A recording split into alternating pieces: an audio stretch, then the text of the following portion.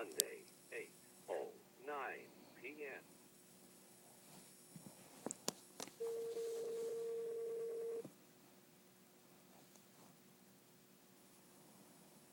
Hello?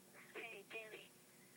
It's Raina. I'm sorry to bother you, but I just have to ask you a question that I forgot to ask you when I talked to you a couple weeks ago. What is do you remember Frank Catalina? He was next door to you, the lawyer next door to you at the shop, across from the Paramount. Oh, yeah. God, that was like I know, 10 years ago. Was he a friend of yours? Not really. Did you? Cause I knew him. He used to get his hair cut by Angie. Oh, he did. Because I just remember being at your place and I was using your fax machine, and Angie and I couldn't figure out how to work it, and so it was some insurance thing, and I went next door and asked the secretary if I could use their fax machine, and he bit my head off. Like, you know, what do we look like, staples, you know, and he just, like, gave me this horrible, horrible attitude. And then I never, ever talked to him again for 12 years or whatever, but he's the mayor now. Oh, yeah. And but he used to be across the street, and he got the place where my shop was. I wasn't there. Oh, he was somewhere else? He was down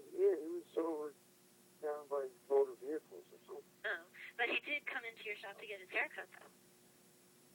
He went to Angie to get his haircut, yeah. Judge Marr, by the way, isn't the judge anymore as of, like, a week ago. They got a new guy. Well, he wasn't my client anywhere that one day. Yeah, I know. Never came back to me. Danny, I got screwed over for $400, and I was in small claims court, and they moved me from Cortland to his Gymnastic City. They moved me from Cortland because he knew somebody there to Yorktown because he knew somebody there to Peekskill, and then Vinny Gymnastic City, whatever Sabatino's left him, didn't show up for two times he didn't show up, and then he showed up a third time. This took 6 months to try to get $400 that the guy owed me. He stole the website in the middle of the night and took it to another host in Massachusetts, someone he didn't even know. And I built him a 27-page website, which, by the way, he still uses. He screwed it all up. It looks really messy.